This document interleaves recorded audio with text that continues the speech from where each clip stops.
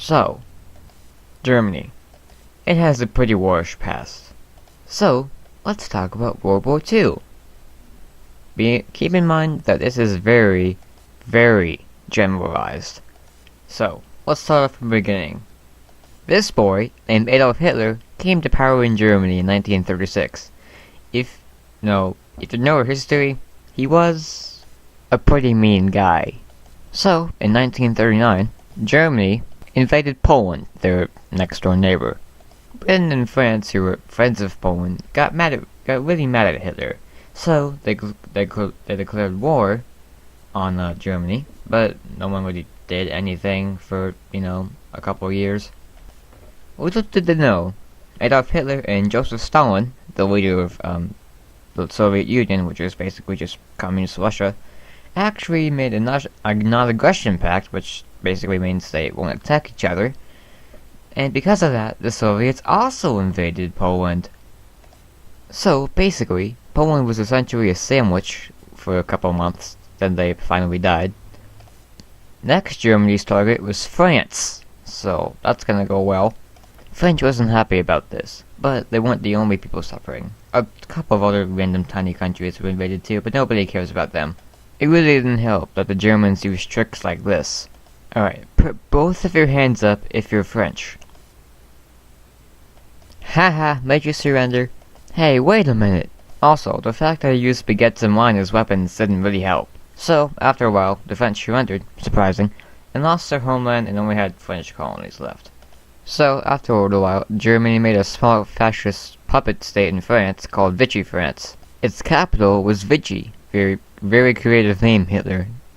I could do better. But then decided attacking French Africa, because most of the other French people were there. Meanwhile, Italian leader Benito Mussolini was attacking Britain in Africa. They sort of failed, since using pasta as weapons isn't really that effective. So, after the invasions of basically everyone, Hitler took his attention to Russia. So, the Germans made one of the quickest military invasions in history, getting from eastern Poland, so where the Soviets occupied it, to the actual Soviet Union in a week, which is extremely impressive. Well, it's 1941, so you know what that means. Japan, after beating China into a pulp, bombs Pearl Harbor and declares war on the United States. So, after some more fighting and a whole lot of deaths, the downfall of the Axis ensues. The waves of Soviet peasant hordes actually start working, and so Germany is being pushed back on the Soviet front. Also, D-Day happens, and so the Axis is also being pushed back on French front. Oh yeah, and also Mussolini is assassinated by some terrorists and nearly joins the Axis. No big deal. So, now, with all 24 enemies at his doorstep, Hitler decides to die. So, now that the Soviets have taken Berlin, it's time to deal with Japan. Oh boy.